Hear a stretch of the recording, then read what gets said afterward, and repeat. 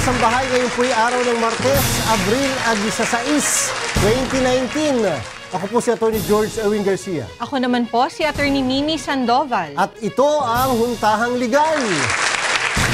Good morning, Ako mga kasambahay, medyo ingat-ingat po sa pagbabiyahe pa uwi dahil siyempre ngayon ay araw ng mga pagbiyahe. Dahil alam niyo naman, nag-uuwian, mga magbabakasyon at siyempre lalo yung papuntang north, papuntang south, SLEX, NLEX. At yung po, magbasado madaming daladalang gamit. Hindi yung lahat ay daladala, pati buong bahay. Travel light. Yung mga katulad ng biskwit, pwede naman mabili na yan doon sa probinsya. Hindi yung galing pa sa Maynila, daladala biskwit. Pagkatapos, di ba, ilalagay doon sa... Masabi lang po na galing dito, nagdala pa rin. Totoo yun. Di ba? Pwede na po yan, pagdaong nyo ng barko, merong nagbebenta dyan. Di ba? Doon sa mismong bus terminal, merong nagbebenta dyan. Naman po. Hindi na po kinakailangan. Saka yung mga bata, ingatan po natin kung kinakailangan merong yung tinatali. Nga po, uso na ngayon yun, Atty. G. Baka hindi mo nahawakan sa kamay. Opo. Pero iba pa rin kapag hawak-hawak mo sa Lalo na po, Atty. G, sa mga bus terminals. Ang daming tao dyan, so dapat talaga hawak-hawak po yung mga bata. Doon naman po sa mga magbabiyahe, siguraduhin po natin na yung blow bagets na sinasabi lagi, lalong-lalo na yung ating mga gulong. Di ba? Preno, gulong. At sisiguraduhin nyo, yung inyong sarili naman. Baka naman maya-maya kayo nakainom kagabi. O kaya kayo puyat. O kaya kayo gutom. Oo, kaya mainit ang inyong ulo, wag po kayo magdadrive at ipagpaliban nyo na muna o kaya humanap na lang na ibang driver po. Napakahirap ipagpakasakali. Dahil, alam niyo ito, mahaba ang itong araw na to na walang pasok. Siyempre, doon sa mga magbabakasyon, ingat din, ingat. Lalo na yung mga pupunta sa beach, yung mga nagpupunta sa mga resort. Lagi natin tatandaan kung saan kayo pumunta. Pumunta kayo ng malinis, aalisan niyo po yan ng malinis din. Clean as you go. O yun, dapat ganun po lagi. At kinakailangan, safe kayong dumating, safe din kayong umalis. Diba? Hindi yung safe kayong dumating, pagbalik na, may problema na aksidente na tayo. Lagi po natin tatandaan ang pag-iingat ay ating pong priority dapat siya. Siguro maganda, Atty. G, meron din yung mga first aid kit kaagad. Kasi importante yun dahil medyo mahaba-haba yung biyahe usually. Pa-south o pa-north, mga ilang oras din po yan. At saka siyempre, pagka ganito pong summer, maliban sa sobrang init nga po ng panahon, medyo ingat-ingat din po sa ating pagkain. Baka maya-maya yung iba dyan, kung makakain ganun-ganun na lang, wagas na wagas, maha-high blood. Magkakasakit lalo na po mainit. Lalo na napakainit. Huwag po natin kalilimutan, lagi tayong iinom ng madaming tubig. Yes. Lagi natin tatakpan ng ating mga bumbunan. At siyempre may trapo lagi tayo sa ating likuran para kahit paano hindi tayo natutuyuan ng pawis. Lagi at dapat natin muli yung pag-iingat. At siyempre mga kasambahay, may magandang balita na po kahapon. Ang ating Pangulo ay pumirma na ng national budget para sa 2019. Ay, isipin niyo naman. Grabe, finally! Abril na po tayo, ngayon pa lang po napirmahan yung po national budget. Hindi niyo po masisisi ang ating Pangulo. And in fact, si Presidente, bago po niya ito pinirmahan, siya po ay nag-exercise ng tinatawag na line item veto. Ano po ba yung tinatawag na line item veto na yan? Mga kasambahay, sa budget po kasi madami pong provision yan. Madaming item. Halimbawa, pagpapagawa ng kalsada, pagpapagawa ng palengke, pagpapagawa ng eskwelahan. Yun po ay mga tinatawag na line item. Ang sinasabi po nitong Senado na ang mababang kapulungan daw ay nagkaroon ng insertion o yung realignment na tinatawag na nagkakahalaga ng mga 75 billion pesos. 75 billion pesos mga kasambahay. Kaya nung pumirma po ang ating Senate President nung budget, bago siya na forward sa ating Pangulo, ay meron siyang may sulat siya doon na warning sa Pangulo.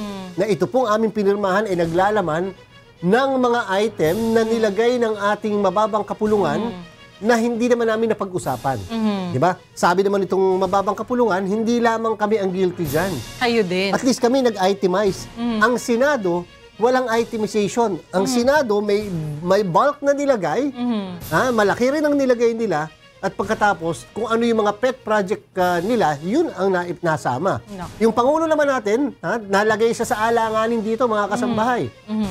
Hindi pa pwedeng walang budget. Yes. Sapagkat kapag nagkaroon ng tinatawag na reenacted budget, At habang walang pinipirmahan ng Pangulo, ay halos kalahating bilyon na piso po ang nawawala sa ating ekonomiya. Lalo na, Attorney G, mag-eleksyon na. Paano naman ang eleksyon natin kung walang approved budget for 2019? Yun nga po, kahapon po yung Pangulo pumirma na po ng ating national budget for 2019 at nag-exercise po siya ng veto sa ilang item na nagkakahalaga po ng mahigit 95 billion pesos.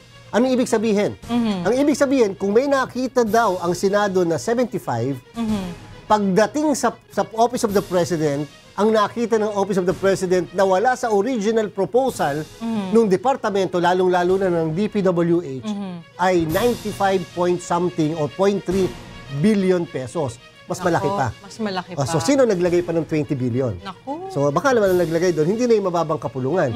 Yung mataas na. Naku. Kaya nakitaan pa rin na may dagdag pang 20 billion. So, at least po, masasabi natin na talagang ito absolutely walang pork barrel and absolutely talagang inayos ng ehekutibo. Ang nakakalungkot po dito mga kasambahay ay bakit kakailanganin pa ng ating Pangulo pa mismo, ang Executive Department, ang mag-aayos ng isang budget na dumaan sa pagkahaba-habang proseso. Alam nyo, kung meron isa pong bagay na pinaka-importanting piece of legislation na produkto ng ating Legislative Department, ng House of Representatives at saka ng Senado, ay yung pong national budget. Kaya nga, di ba sinasabi po, sila ang may power of the purse. Power of the purse.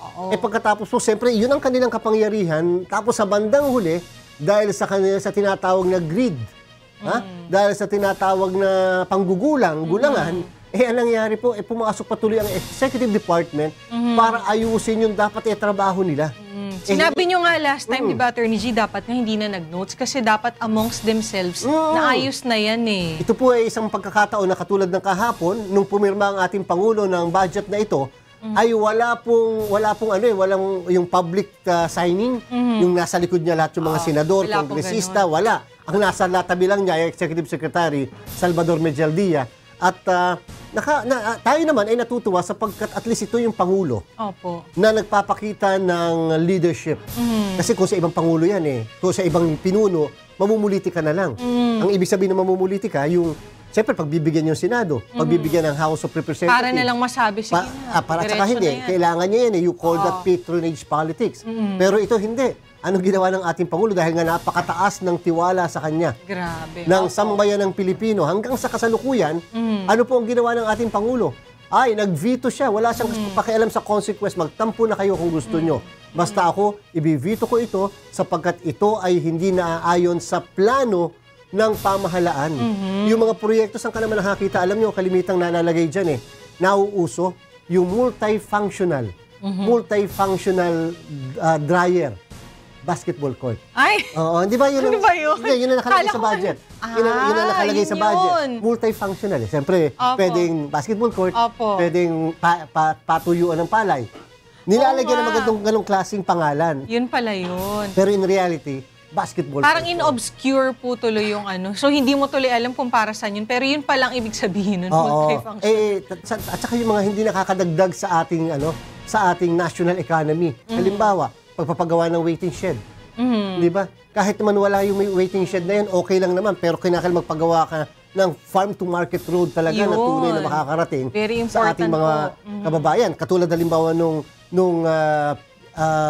mga facilities o yung post-harvest facilities na kung saan yung mga produkto ng ating mga magsasaka ay meron na pag-iimbakan. Yan po hindi na nagagawa. Kaya po napaka-importante na talagang kung ano lang yung kasama sa plano, huwag babaguhin o kung babaguhin man, consistent pa rin sa plano ng ating Executive Department. Kaya po tayo ay nagko-comment sa ating Pangulo na sa pagkakataong ito, pinakita niya na wala siyang pakialam sa mga sasabihin ng mga senador, ng mga kongresista, basta siya, itutuloy niya kung ano ang tama. Kaya pasalamatan natin na meron tayong Pangulo na ganyan. Yun yung political will. Political will po ang tinatawag.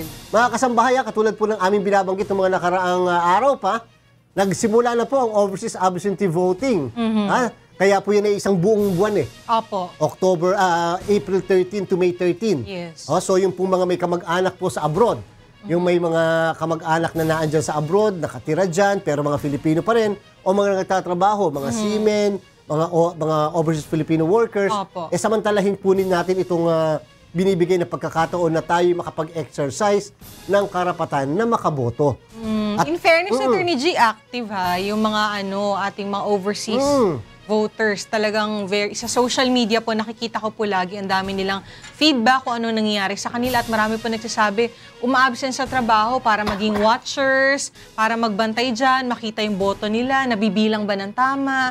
So, talagang we have to give them talaga credit din. At kaya nga po dapat mga kasambahay, tayo po ay tutulong sa COMELEC para mag-monitor ng tinatawag ng mga fake news. Dahil naglipan ang fake Yung news mga sa kasalukuyan. sinasabi, opo. Katulad halimbawa, Atty. Nem, yung sasabihin, nung bumoto ako ito mga binoto ko pagkatapos ito ang mga lumabas na resibo. Di ba? Pagkatapos sasabihin nung ako bumoboto, bakit parang hindi sumusulat yung ballpen, mga ganyan. Mga fake news po na hindi naman pala totoo na makakasira sa kredibilidad ng ating halalan. Actually, Wag naman po sana. Madami na po, Attorney. Tumulong po tayo, mga mamamayan, lalo-lalo na yung mga kababayan natin nasa abroad, na masawata o mawala itong mga ganitong klaseng fake news. Bumoto po tayo, ipakita natin na tayo ang ating pagka-Pilipino, 1.8 million po ang mga botante sa overseas absentee voting. At ang kalimitan nakakaboto dyan, kulang-kulang kalahating milyon lang sa 1.8. Ang laki ng ginagastos ng ating COMELEC, ang laki nung talaga medyo mahaba-haba ang panahon na nagkaroon ng publicity yan. Yes. Tapos ang boboto lang wala pang 500,000. Sayang naman. Nakakapanghinayang naman po. Ginagastosan yan upang lahat tayo, nasa Pilipinas ka man o wala, ay meron kang karapatan base sa ating saligang batas. Meron na po, Attorney G, sa Hong Kong, alam ko sa Bahrain, tapos ngayong week ata sa UK. Yan. Sunod-sunod na po yan. At sinabi nga po ng ating panauhin nung nakaraang linggo, si Director David, na pwede po kasi doon sa lugar na yan, tanungin niyo po, baka maya-maya, yung pagboto dyan ay manual. Yung pagboto dyan ay computerized. Yes. O yung pagboto dyan ay pinapadala by mail. Yung mismong balota po ninyo. Merong isang botante, pumunta siya mismo sa embahada. Yung pala, ipinadala na sa kanya yung balota sa bahay. Okay. Nahapunta pa rin siya. So no choice siya, hindi siya pwedeng pabotohin doon kasi otherwise magdodoble ang kanyang balota. Nakikita ko po yan sa social media, sinasabi, bakit daw bawal na yung walk-in? Ay kasi nga po yung option doon sa lugar kung nasaan kayo. So depende din po, Attorney. Depende. Yung po naman ay naipahayag na. Kahit nga po dito sa ating palatuntunan, sinabi po yan ni Director David kung ano yung mga lugar na yon na dapat malaman ninyo na kung ano yung proseso. Oo. At mga kasambay, isa pa. Yung tax amnesty law na pinirmahan ng ating Pangulo. Ibig sabihin, hindi lamang para makakalap ng pondo ang ating pamahalaan, pero para naman makapagsimula from zero, from the scratch, ang ating mga kababayan, ay nagkaroon na po tayo ng tax amnesty na batas. Ibig sabihin, patatawarin ang inyong mga hindi pagbabayad ng buwis. At incidentally, kayo ba ay nag-file ng income tax return up to yesterday? Kahapon po yung deadline, Abril 15, ng filing ng income tax return. Sa susunod pong Martes, tatalakayin po natin yung tax amnesty. Sapagkat mga kasambahay, naipasa na rin po yung implementing rules and regulation, yung IRR na tinatawag. Kinakailangan alamin natin sino ba ang pwedeng patawarin dito sa tax amnesty na to, gaano ba katagal, magkano ang babayaran, ano mga covered na mga taxes dito, lahat ba ng taxes ay pwedeng ma-amnesty mga kasambahay. Kaya po importante po yan. Magandang Abangan malinawan po kasi baka magkamali din po tayo ng intindi at ng application later on. So dapat malinaw po sa ating kung yung ang iyong mga magulang ay yumao na pagkatapos matagal nyo nang hindi na ipalipat yung lupa at hindi nyo nabayaran therefore yung tinatawag na capital gains tax man lang o kaya estate tax. Yan ba pwedeng patawarin din dito sa ating bagong amnesty law. Kaya po importante, kayo po aatabay sa amin sa susunod na Martes sapagkat magiging panauhin namin yung napakagaling din patungkol sa taxation. Importante yan. At siyempre, yung Palawan ni Atty. M. Oo nga po, grabe. Na-divide na po into 3 provinces. Aba naman, 3 probinsya na po ang Palawan ngayon. Palawan del Norte, Oriental, and tsaka Palawan del Sur. Ayan, may mga umaatake doon sa bagong batas na yan sapagkat, nagtataka lang ako, yung isang nag-o-oppose pa ngayon Opo. ay isang miyembro ng Kongreso sa Upper House. Eh, sa akin lang palagay, bakit ngayon ka nagsasalita? Samantalang dapat sana noong ang panukalang batas ay nasa iyong chamber pa. Opo. Sana doon na lang natin muna binara, doon natin kinwestiyon, doon tayo nag-oppose. Ngayong batas na yan, siguro ang proper solution is to file a case sa korte. Sa Supreme Court, questionin natin yung constitutionality. Yes. May mga issue na mas madali raw kasi para sa China na ma-invade ang Pilipinas, makuha ang Pilipinas, etc. Palagay ko naman po, ako lang. Wala po yung sa paghati-hati ng Opo. probinsya. Hindi po yung issue tungkol sa China. Ito po yung issue ng ano ba ang mas makabubuti Para sa Palawan, in general. para sa mga mamamayan ng Palawan. Di ba? Mas Kagaya makabubuti ko. ba sa kanila yung tatlo ang kanilang pamahalaang lokal? Di ba? Mas makabubuti ba sa kanila? Mas madadami ba ang kanilang mga pondo? Mas makakapag-deliver ba ng mga basic services sa mga mamamayan dahil sa magkakaiba na yung probinsya? Kasi kung tutuusin po, Attorney G, ang laki ng dati isa lang yan, ng Palawan, ang Sobrang laki ng laki. land area. So, hindi raw po na-maximize, hindi nagagamit yung mga resources. At kung tutuusin, Attorney G, napakababa nung poverty, napakataas ng poverty rate. Parang I think nasa 64 to 65%. Ang Palawan. Opo, At tatandaan ng natin dahil nasa Palawan. bagong desisyon ng Korte Suprema, nung isang araw, final na po, na kung saan tataasan na ang internal revenue allotment ng mga local government unit dahil sa ang kanila pong makukuha ay hindi lamang yung koleksyon ng BIR, Yes. kung hindi kahit koleksyon ng Bureau of Customs and such other income of the national government. So, nangangahulugan na dagdag yan ngayon sa Palawan. 40% po Oo. ng national taxes, hindi lang ng internal revenue taxes, but national taxes. So, sa halip na isa lang, Opo. isang probinsya lang, ngayon divided by 3 na, tatlo na sila ngayon. Kung yung isa ay makakakuha limang ng 100 million, yung isa 100 million, yung isa 100 million, 300 million lahat yun. Yes, opo. Instead of makukuha lang, 100 million. Kaya mainit na usapin din, Attorney G. Dahil sa bandang huli, sa aking palagay, ay makikinabang ang mga mamamayan ng Palawan din. At ito ay magsisimula lang kung magiging maayos din ang mga mamamahala sa tatlong Yun. probinsya na yan. Tama Diba? po yun, Attorney. At siyempre mga kasambahay, panghuli na lang po. Nako, tayo po ito sa pagbabakasyon natin. Itong mga susunod na araw, tayo po ay nagulantang sa pagtaas ng presyo ng gasolina. Big time talaga. Mahigit piso po ang itinaas ng presyo ng ating petrolyo, mga kasambahay. Iyan daw po ay dahil sa tinatawag na world market forces.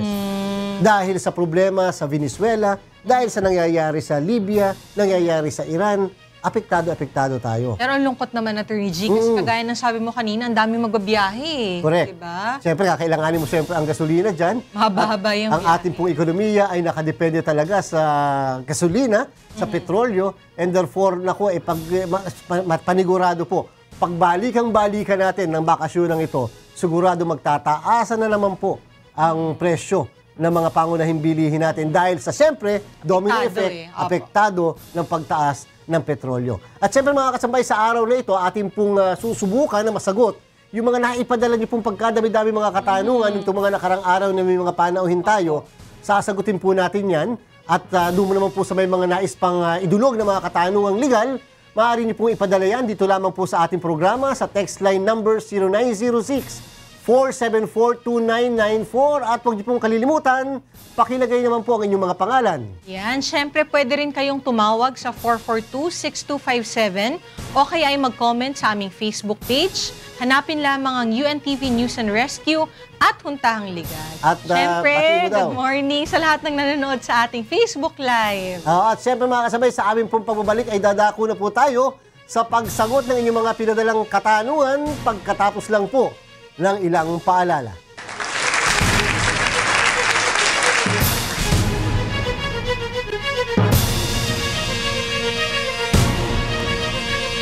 Nagbabalik po ang Huntahang Legal. At meron tayong kagad na katanungan Ang bilis, mula kay Jen mula sa Yan. Facebook. Ang tanong ni Jen mula sa Facebook, may karapatan po ba ang empleyado na kunin ang mga requirements niya kung nag-resign na po ito? Yung requirements na sinabmit.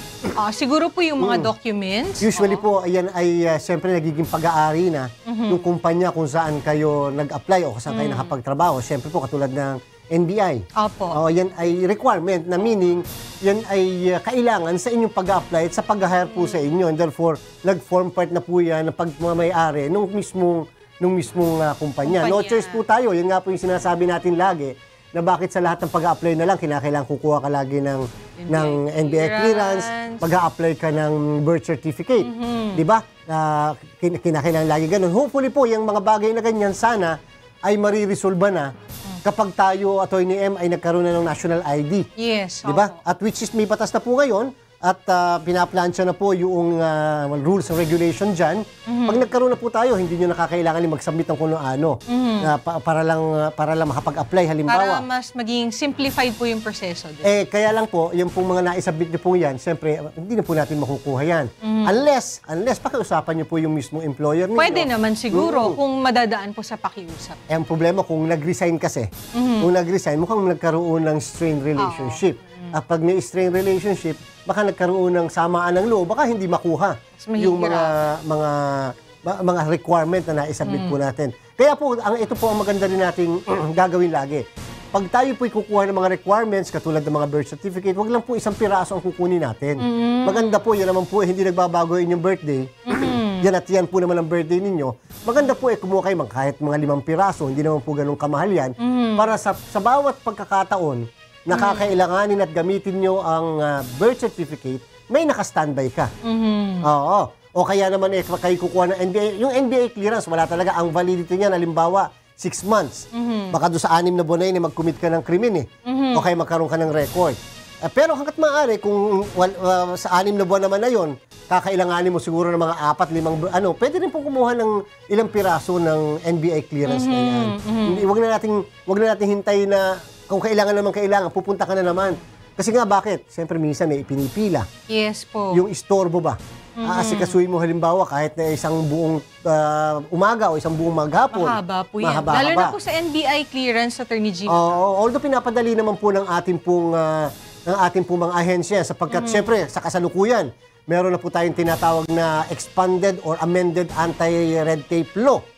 Tapos si Senator Mig Zubiri ay nag-sponsor ng batas. Naging batas na rin po yan, yung ease of doing business, yung sa mga nagnenegosyo naman. Yes. So, para mapadali ang lahat ng proseso, pag hindi mo ginawa binigay ang permit na ito, for example, sa period na yan, may fine ka. Apo. Pagkaso ikaw ay hindi lang isang beses, maraming beses, may penalty na yan, may kulong na. Di ba? At may fine pa. Yan po yung mga pagpapadali ng mga transaksyon sa ating pamahalaan. At sinasabi din naman ng ating Pangulo na yung mga nasa pamahalaan, huwag niyong tatagalan ang pagproseso ng mga papeles. Dahil pag may matagal na proseso, isa lang ang ibig sabihin nun. Corruption. Ang ibig sabihin nun, may nangyayari, may hinihingi, kaya ayaw mo kaagad aksyonan yan. Samantalang, ministerial lang ang duty. Diba? Ministerial lang ang duty. Parang din yan nag-a-apply ng sa fire. Oo. Yung sa fire clearance. Ang kailangan, ang meron kang pinakita, meron naman akong hinanapan ka. May fire extinguisher ako Anong kulay? Pula. Green ang kailangan namin Nag-produce ka ng green. Bakit green ang fire extinguisher mo? Dapat pula. Alam mo na ibig sabihin. Biglang tatanungin, magkano ho ba yung fire extinguisher? Saan ho ba binibili? Meron kami binibenta. Yun pala yun. Yung pala yung makabenta ng fire extinguisher, mga kasambahay. Kaya po yan ay laging source ng corruption yung mga matagal na proseso. Yung pong naging katanungan nyo, Sir Ma'am Jen, basta po, na-submit nyo na po yan, wala na po tayong magagawa. Maalala ko lang, Attorney G, di ba? Nag-yes sa atin si Deputy Commissioner ng NPC, National Privacy Commission. Sinabi niya, to a certain extent, Commissioner Patdu.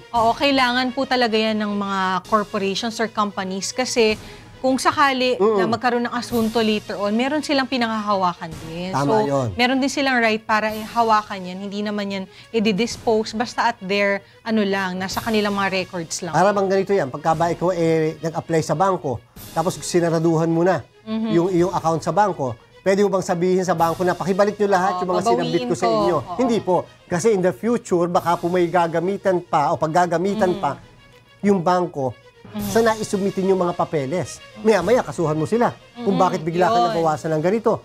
Maya-maya, bigla kami kine-claim sa bangko. Kailangan din nila ng mga dokumento. So, hindi rin po yan mabibigay. Once submitted, it is now the possession and property and ownership po nung mismong pinagsabitan nyo, lalo-lalo na po nung employer. Mula naman kay Pinky. Ayan, mula kay Texter Pinky. May kapatid po akong kinder lang. Naka-hold po ang card niya dahil hindi daw po siya nakasama sa field trip. Hindi po siya pinasama ng nanay ko kasi nasa 800 po ang bayad kada isa. Tapos plus 800 pagsasamahan po ng parent. Dahil wala po kaming budget, hindi po siya pinasama. Ngayon po, para daw makuha niya ang card, pinapabili sila ng tig 900 pesos na linoleum. Tama po ba yun? Public school lang po yung school niya. At mahirap lang po kami. Ano po ang dapat gawin? Yung aking anak na si Joaquin. Opo. Oo, hindi namin pinasama sa field trip yun ng kanyang nanay na si Atty. Mabi. Opo. Oo, dahil sabi niya, wala, saan pupunta? Ba't pupunta sa ganitong lugar lang? Yung mga field trip po, nakakatulong yan. Talaga, aminin lang natin, nakakatulong naman yan, Atty. M, sa karagdagang kaalaman ng isang bata. Lalo na yung mga lugar, yung mga pupuntahan mo na mga historical areas, o yung may mga matututunan ka doon. Di ba? Kaya lamang, hindi po ito dapat gawing obligatory or mandatory.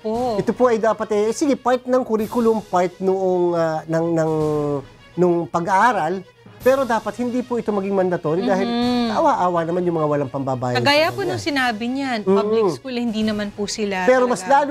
mas lalo pong Ma'am Pinky, mas lalo pong hindi po kaaya-aya at masama yung hindi ka nakasama tapos yung card ay i-hold dahil lang sa gusto magpabili ng linoleum. Di ba? Parang naman yun. Parang sa atin po ay mas maganda po kung yan ay kinder. Pag kasi kinder sa atin, preschool, 4 or 5 years old lang yan. Kung hindi ako nagkakamali, ang may jurisdiction dyan ay hindi po ang DepEd. Ang may jurisdiction po dito ay ang mga local government. Sila kasi ang mga nag-a-administer dyan. Meron kasing jurisdiction dyan di ba? So, pagka po ganyan, kinakailangan, ma-report po natin para kahit paano makansela kung yan ay isang school-sanctioned activity at yung mga paghingi ay alam ng ng eskwelahan. Kung yan ay pribadong eskwelahan, mga kasabay, kinakailangan yan ay mapasaraduhan. O kung hindi man mabigyan ng leksyon. Warning man lang. Kung yan naman ay effort lamang nitong teacher, ay ako'y kakasuhan ko yan. Kung ako yan, kakasuhan ko yan. Dahil yan ay pangingikil. Yan ay paghihingi ng hindi naman nararapat dahil wala sa regulasyon. Para bang nanghihingi ka sa graduation kahit walang bayad. Nagpapabayad ka kahit libre ang toga halimbawa, pagpapabayad ka. Magastos yan kasi, Attorney G. Kasi totoo yan, di ba? Babayaran yung bata, yung kanyang guardian. Tapos syempre, bibili yan ng baon. Di naman yung pupunta. Grabe, medyo malaki din po yung gagastosin. Nung ako ganyan, bata-bata, gusto namin lagi yung field trip. Ay, ano ka, pupunta kami sa Luneta. Magpapasyal kami sa Luneta. For everyone's information, bago ako nag-law school, preschool teacher ako, Attorney G. Oo, sarap-sarap dahil kaya alam ko yan. Pupuntahan mo sa may National Museum. Tapos, ano yung bilog na building dyan sa may Luneta? Oo, di ba? Pinaayos na yun ngayon. Di ba? Pagkatapos, pupunta ka sa Luneta. Siyempre, alam mo na, minsan ka lang makarating sa Luneta pagka ganyan. Yung iba nga, Attorney G, mas malalayo Yung nasa mga Pampanga, ganyan yung mga factory ng mga paggawa ng mga tinapay. Nakakatulong po yung mga field trip, pero hindi dapat na ganito na para makasingil lang ay na yung Pilipino daw yung field trip.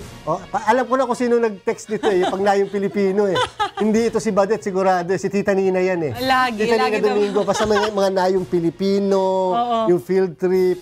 Totoo kaya yan? Medyo alam natin, medyo sa edad mo malalaman kung ano mga pinupuntahan Ako Luneta. Tapos yung nagpa-text na yung Pilipino. So alam mo na ibig sabihin. At least ako, Attorney G, mga factory ng mga tinapay, ganyan. Factory ng soft drinks. Sa Lago, yan. Factory ng soft para drinks. makita po nila kung paano ginagawa. Tapos may daladala ka mismong galon.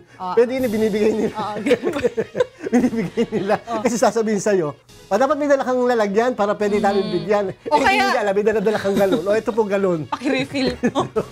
O kaya, Attorney G, pag ganun yung mga sa factory, kasi yung nasamahan ko dyan, Pagka, Nagbibigay sila eh. ay sa dulo po, Oo. merong tindahan. Oo. Bibili ka. Siyempre, nandun ka. Ito, paano Maganda ginagawa? yung hindi binibili, maganda yung libre na. Alam mo, sa factory na hotdog. Iyon na nga mas mahal, Attorney G, kasi bibilhin pa. Kaya nga, ang katanungan doon, may karagdagan bang kaalaman yung mga gano'n? Ang purpose lang talaga, para lang matikman nyo at ma-promote yung mismong kumpanya. Di ba? Pero either way, ang importante, may natututunan yung mga mag-aaral. Pero ano matututunan mo naman ganito kung hihingan ka ng linoleum? Saka ang point ganun doon kasi, Attorney G, hindi dapat mandatory yun. Pero ang tanong ko, gano'n ba kalaki yung 900 pesos na linoleum?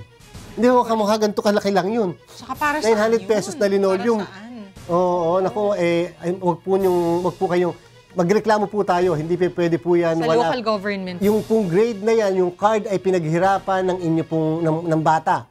And therefore, wala pong katumbas yan sa pera. Hindi dapat tumbasan yan at dahil sa hindi nyo pagsama. Tsaka grabe, Attorney G, kinder. Kaya nga. Ilang taon lang yun? 5 years old lang yun. Mga bata ngayon. Oo nga. Yung kanilang tuition Opo. ng preschool. Parang nagpapa-college na po. Hindi nga yung lahat na nagastos ko sa buong pag-aaral ko, yung binayad sa isang semester, Opo. may sukli pa ako na malaki. Totoo. Oo, ganun kamahal ang pag-aaral ngayon. Tapos sisingilan ka pa ng linoleum. Makitext nyo nga po sa amin kung ano yung lugar na yan at ang inyong eskwelahan at kayo aming matulungan. No? Tama. Mula po kay Texter 9764. Ayan. Hello po. Magtatanong po sana ako kung paano po ang process ng annulment. 9 years na po kaming hiwalay ng asawa ko. Ano po ang unang dapat gawin? Salamat. Ayan, ganito po yan, yung annulment na tinatawag. Madami po kasi tayong paraan kung saan ang mag-asawa ay mababaliwala yung kanilang kasal. Meron tayong Kasal. tinatawag na legal separation. Opo. Legal separation, kayo po ay mag-asawa pa rin. Kaya lang, ay magkaiba na kayo ng tinitirhan. So, ang tawag doon, separation in fact. Opo. Pero kasal pa rin po. Hindi kayo pwede magpakasal pa sa iba po at saka naandyan pa rin yung lahat ng relasyon nyo bilang mag-asawa, naandyan pa rin po. Meron naman tinatawag naman po na yung annulment per se. Yung bang dahil kasi halimbawa sa simula pa lang, merong problema sa iyong consent, di ba? O yung mga marriage contract, marriage certificate. May defect. Tinatawag na may kasi defect. Formal at saka formal defects. Essential requirement. Ng marriage. Ano po? Pero meron naman pong yung tinatawag na psychological incapacity. Yung psychological incapacity po ay mga ano po yan po ay nasa Article 36 ng Family Code. Usong-uso. Yan ang laging ginagamit. Gusto ko lang liwanagin, hindi po porket 9 na taon na kayong hindi nagsasama, pwede na pong basta kagad ipabaliwala. Hindi po yun ingredient ng pagpapawaliwala kaagad ng kasal. Maaaring ayaw nyo magsama, dapat legal separation. Pero hindi psychological incapacity. Masyado pong mahigpit ang ating pong hudikatura, ang Supreme Court natin, when it comes to psychological incapacity. Yes, okay. Dahil ang psychological incapacity, hindi po yan kabuwangan. Hindi po yan siraulo. Hindi po yan ikaw ay out of this world ng pag-iisip mo. Ang sabi ng Supreme Court po sa psychological incapacity, kung yan po yung i-avail po ninyo, Texter 7239, hindi, yung kanina pala, ano po yan yung psychological incapacity, ang ibig sabihin, failure to perform essential marital obligation. Si 9764 po pala. Failure to perform essential Saka marital dapat ganito obligation. yan, Attorney G, di ba? Existing yan at the time of the celebration of the marriage. Kailangan hindi siya curable, hindi na siya mababago. At saka it has to be grave enough din. Dapat halimbawa, may tatay na tatay, 4 ang anak, 5 anak, pahila-hilata. Ni hindi man lang nagtatrabaho. Di ba? Pakuya-kuya-kuy pa doon, tapos maya-maya lasing. Pagkalasing talaga naman kung makapaghagis ng mga plato at makapanakit. At pagkatapos pinapabayaan yung asawa, pinapabayaan yung mga anak. Pwede nang sa isang banda, that's psychological incapacity. Yes. Kasi failure to perform essential marital obligation. Yung mga obligasyon mo bilang asawa, bilang isang ama, hindi mo na nagagawa. Pwede po ipabaliwala. Yung 9 na taon, sa aking palagay, pwede rin po yan. Tingnan natin, ano ang mga kadahilanan, ano ang mga nangyari, ano ang mga... At saka ang tanong ba dyan alam niyo ba kung nasa yung inyong asawa? Importante Iba din naman po yun. yun. Ibang usapan. Pag ang asawa niyo naman, hindi mo na nakikita ng mga 5 taon na, wala na, nawawala na, pwede pa-declare mo ng patay. Pa-declare mo ng patay, and therefore, technically, baliwala na po yung kasal, pwede ka na magpakasal. Maliban na lang kung biglang susulpot yung asawa mo, baliwala yung pangalawang kasal. Babalik ka doon. Babalik ka doon sa unang kasal dahil nabuhay pala yung patay mong Parang asawa. yung presumptive death, yung tinatawag. Kapag minimum of 4 years na hindi mo na nakita yung asawa. Subalit kung asawa nyo naman po, meron ng ibang asawa din. Di ba? Sa isang banda, meron ng naging desisyon ng Supreme Court na parang sinasabi, napaka-unfair naman Doon sa isang asawa na tapos siya ang nakikinabang doon sa paghiwalay tapos ito naman i-deprive mo. Pero hindi po yun kadahilanan para gawin ng lahat. Sapagkat ibig sabihin, parang papayagan natin yung mga pagwawalang hiya sa kasal. Di ba? Tsaka di ba, tatandaan natin, Attorney G, di ba, sinasabi, marriage is an inviolable social institution. So, laging poprotektahan kasi ng state yan eh. Kaya laging pumapasok po ang Fiscal's Office, kung hindi man ang Solicitor General, para po protektahan yung inviolability ng tinatawag na kasal. Dahil yan po ay isang kontrata ng walang period. Hindi katulad ng kontratang 1 year lang, 5 years lang. Ito po ay isang kontrata na habang buhay, hanggang kamatayan. Yan po ang kontratang yan. Poprotektahan po yan ng ating pamahalaan. So sa inyong katanungan, pwede po, pero maliban dun po, kinakailangang humanap tayo ng iba pang basihan. Maliban sa 9 na taong kayong hindi nagkikita. Si 7239, bago tayo mag-gap. Ayan. Okay, good morning po. May lupa po kami na hindi nabayaran ng tax declaration ng 16 years. Last year, 2018, nung babayaran na namin, ay wala na daw kami babayaran dahil nalipat na daw po ang tax declaration.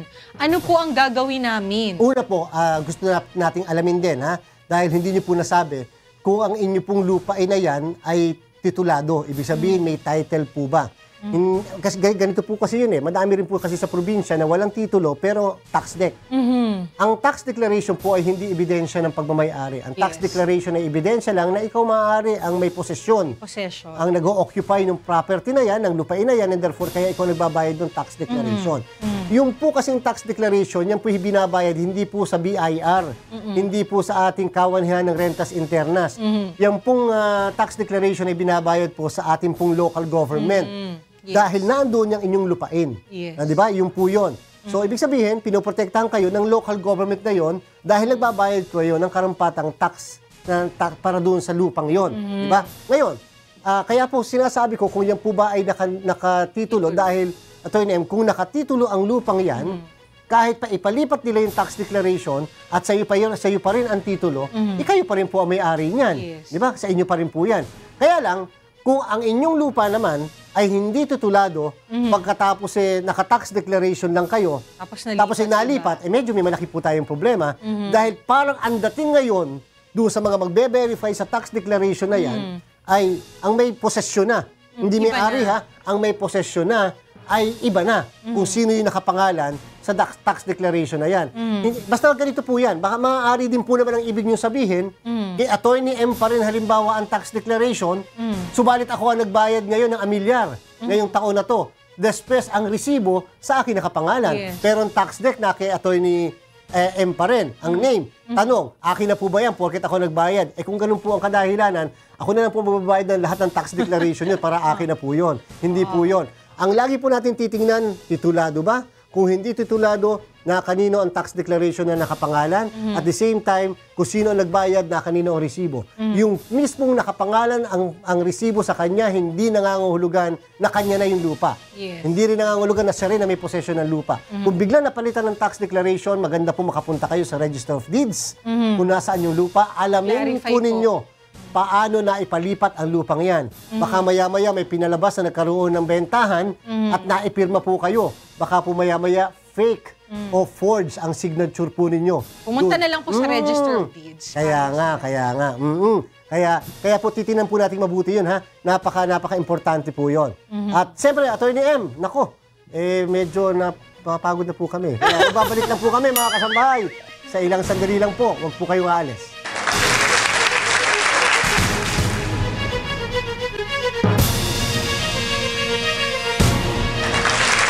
Babalik po ang Puntahang Ligat. At para sabay, tuloy-tuloy po tayo sa inyong mga katanungan. Yung mga katanungan hindi po namin nasagutin itong mga nakaraang araw. Ano po? Mula po kay Aida ng Pandi, Bulacan. Ayan, ang tanong po ni Aida, ayaw po ipahiram sa amin ng manugang kong babae ang apo ko na kami naman ang nag-alaga ng 2 taon. Iniwan po niya sa amin noon ng bata at sumama sa tomboy. Tapos kinuha na lang yan nung mag-2 taon na. Ngayon po ang gusto lang niyang mangyari, dalawin lang namin ang bata. Ayaw niyang ipahiram kahit na nagsusustento naman po ang anak ko sa apo ko monthly. Ano po ang dapat naming gawin? Ang karapatan po ng isang ina sa kanyang anak, lalo-lalo na kung ang anak ay 7 taon pababa, ay absolute. Yan po ay, ang custody po niyan ay lagi pong nasa nanay. Lalo na po, Attorney G, pag illegitimate. Lalo pa sa aking palagay, maliban na lang at ito po hindi niyo po nabanggit kasi minsan tinatawag mong manugang kahit na may hindi kasal. Opo. Kung hindi po kasi kasal ay ang lalong absolute na karapatan ay nasa nanay po, and therefore tayo po kahit tayo mga lolo't lola nung batang yan ay hindi po ganun kataas ang ating karapatan kumpara sa nanay po. Kahit nga po yung inyong anak, kung hindi sila kasal. Kung hindi kasal. Kung hindi kasal po ay wala pong karapatan doon sa bata. Regardless pa ng kahit na anong edad kung hindi sila kasal. Kung sila naman po ay kasal, may karapatan yung inyo pong anak, pero visitorial. Kaya lang, pupunta ka pa sa korte, magpa-file ka ng yung pong karapatan ng nanay, pababa ng 7 taon ay nasa kanya. Madami pong mga sinasabi tayo lagi na, sa akin naman lumaki yan eh. Kami na naman nagpabigay ng dyan ng mga sinusuporta dyan. Sa amin naman yan, pati mga gatas kami bumibili. Tama po yun. Wala naman pong problema doon at hindi dapat yun na maging issue. Kasi siyempre mahal niyo naman po yung inyong apong yan. Kaya lang po, ano man po ang tingin niyo doon sa nanay, ano man po ang pagkakakilala natin, ano man po ang kanyang kinakasadlakan ngayon, nanay pa rin po yun. At sa batas natin, yung rearing of the child belongs to the legitimate, the natural parent. And dito po, yung pong kanyang nanay. Ganun po kataas ang pagtingin ng batas sa mga nanay talaga. Siguro po, wag na natin daanin sa legal, daanin na lang natin doon sa, kausapin na lang na kung pwede naman, baka pwede mahiram naman paminsan-minsan yung bata. Total naman, anytime naman, nakakailanganin at depende sa usapan na araw, mababalik naman yung anak. So, maganda po na maganda po siguro na kayo rin ay makipag-usap doon po sa nanay ng inyong apo para hindi yung pupunta pa sa korte, gagastos po tayo, magkakaroon ng mga samaan ng loob talaga, magkakagulo-gulo, magkakaway-away sa bandang huli. Sa nanay pa rin po mapupunta yung batang yan po. Ano po? At meron to tayong panawagan muna, Attorney. Ayan, may panawagan to tayo mula kay para kay caller na si Miss Caroline. Kung pwede tumawag po kayo ulit. May mga lilinawin lang po dun sa tanong niya. Minsan po kasi kulang, Attorney G. So yun ang sinasabi po natin na nakakasakit man sa ating pong kalooban. Tama naman po yun, yung lalo pat napamahal sa inyo yung inyong apo, sa inyo lumaki po. Kaya lang po sa batas po natin ay ang may karapatan po ay ang nanay talaga. Maliban na lang kung makakakita ka ng mga kadahilanan na ang nanay ay pwedeng matanggalan ng kanyang parental authority. Di ba? Ibig sabihin, halimbawa, addict. O halimbawa, nakulong, suspended ang civil rights. Di ba? Nakulong yung nanay.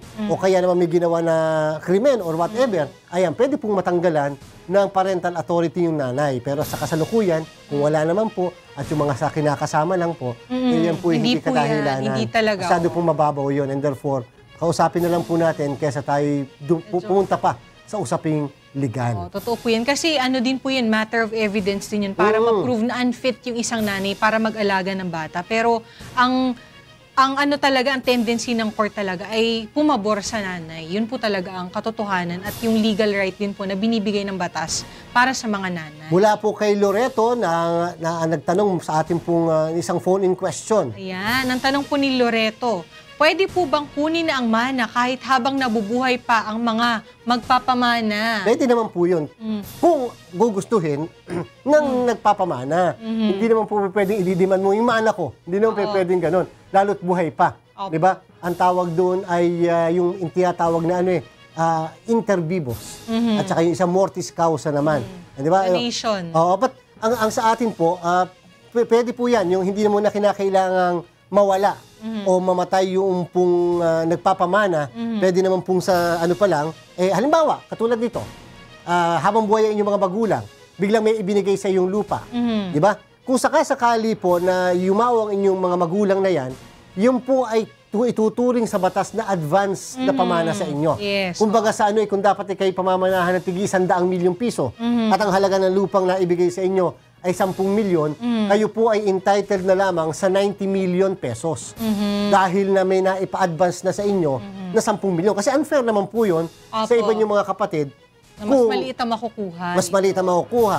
Samantalang may na-advance na po sa inyo. So yung pagpapamana, yung tinatawag na donation inter vivos, ay pwede po yun. Yung isa naman donation mortis causa naman, yun naman yung after, yung po yung pag namatay na.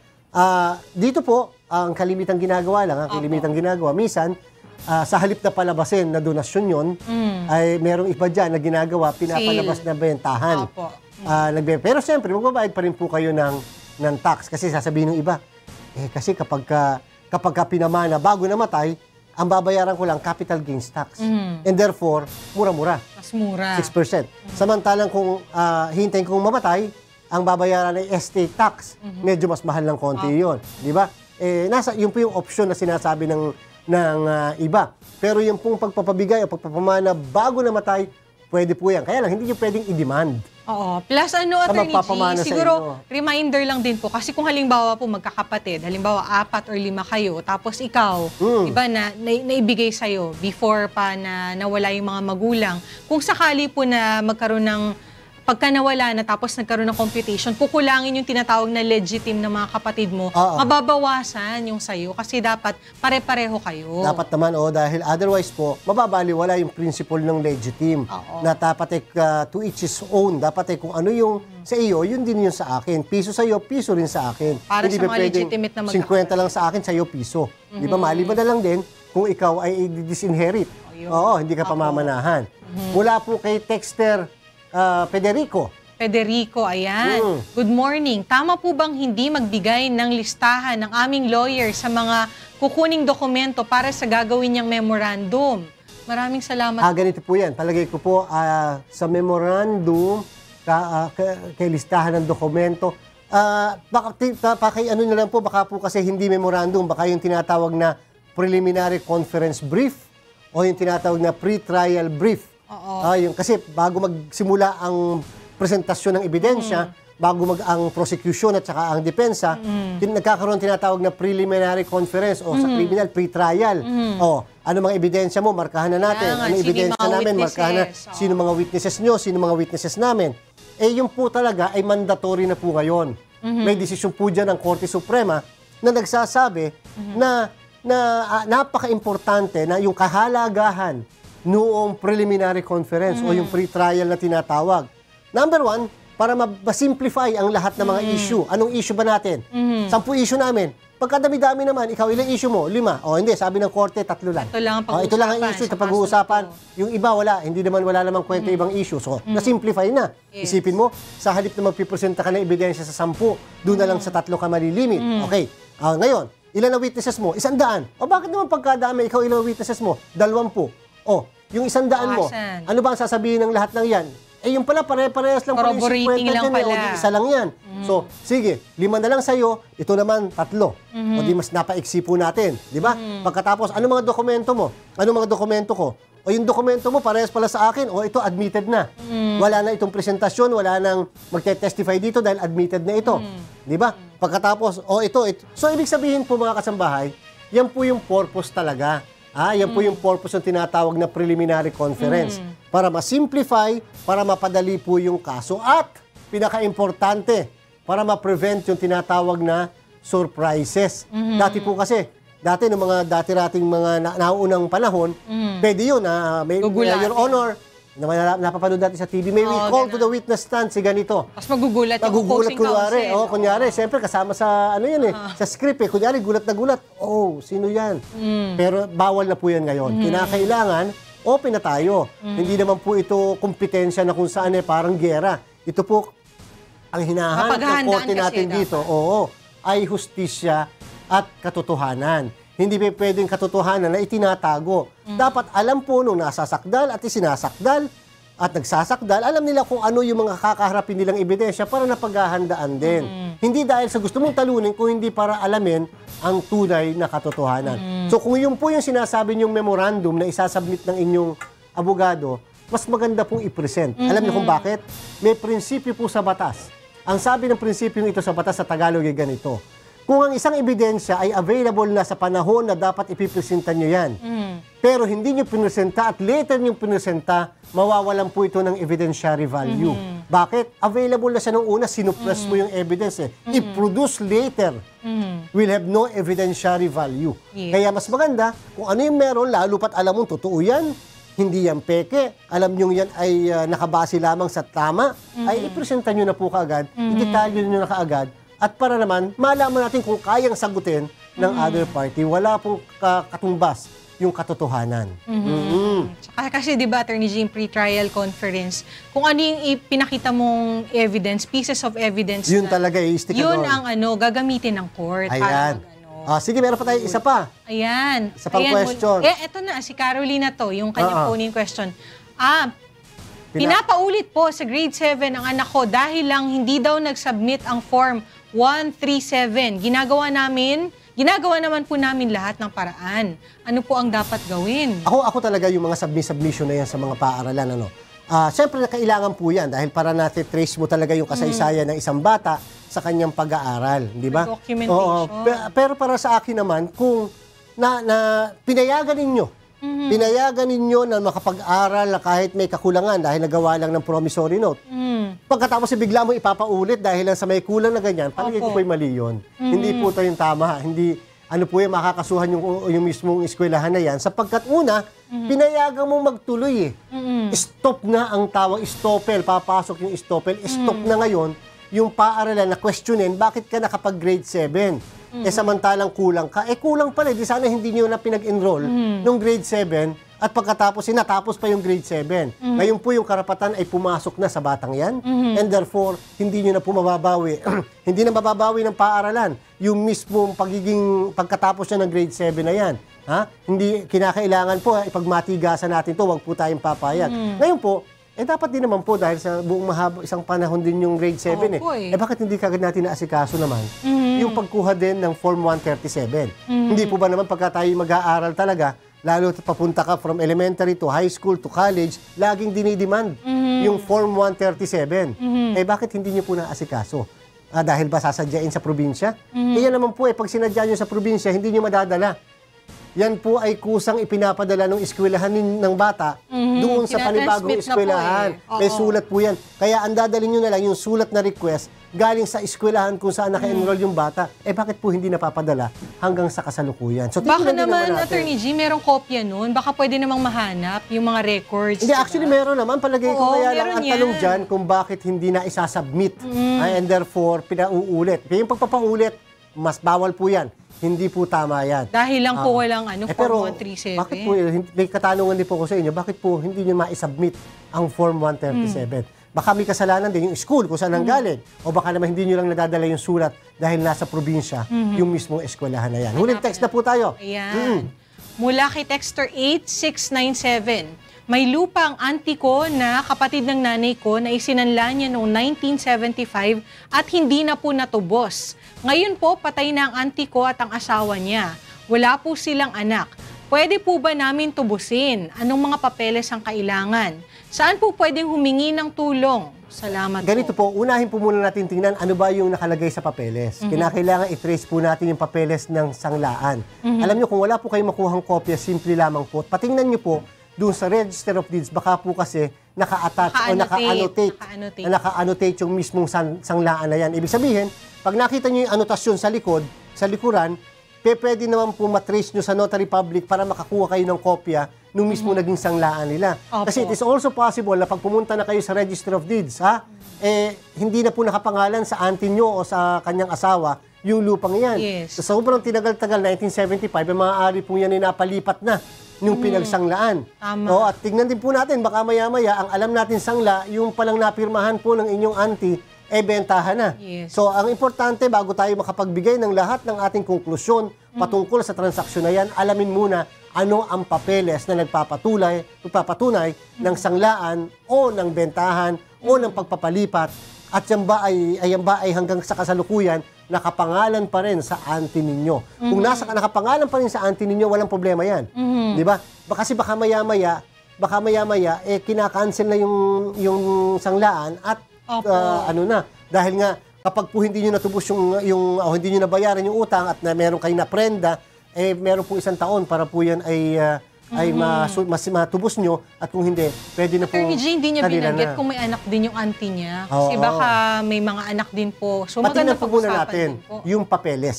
Yung papeles, at siguro po alamin, then ay titulado, pakuha po tayo ng title, ng kopya ng titulo para makita natin sa kanila pa ba nakapangalan o dyan na sa bagong may-ari ng pinagsanglaan ng lupang yan.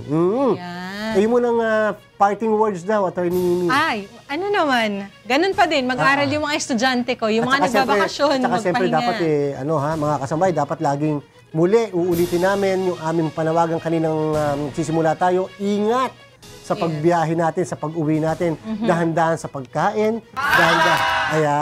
dahan-dahan din po sa dahan-dahan din po sa inyong mga kalusugan. At Uminom po ng maraming tubig, Attorney G, mainit po ngayon. doon po sa mga hindi namin nasagot ng mga katanungan po ninyo, huwag po kayo mag-aalala dahil sa mga susunod na panahon ay amin po yung pipilitin na unti-unti pong masagot. Kaya po kayo magsasawa na lagi magpapadala dito po ng inyong mga katanungang legal sa ating pong programa. At siyempre, maraming salamat po mga kasambahay sa inyong pagtutok sa inyong programa. Lagi po niyong tatandaan na sa isang malusog na bayan, sumusunod sa batas ang mga mamamayan. Susunod na po ang UNTV News Break. Maraming salamat po.